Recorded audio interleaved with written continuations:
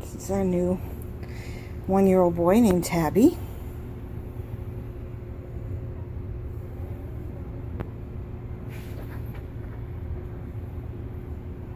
Very friendly. Look at that tail. Could he be any friendlier, huh? We're just meeting each other for the first time. Yesterday he spent all day after he got here. Oh, I'm holding the phone vertically. Well. Alright, I'll let you out for a minute. He spent the whole time in his... let's see what this does.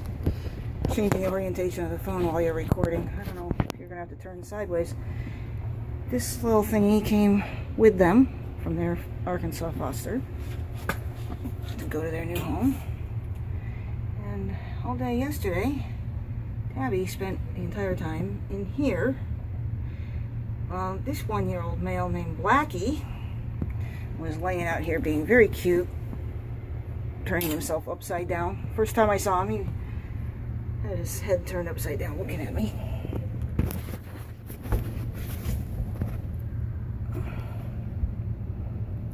Hey, sweetie. Hi. Can I meet you? Oh, somebody jumped up on the cabinet behind me. Would you like to come out and meet me? No? Okay, let's try it this way.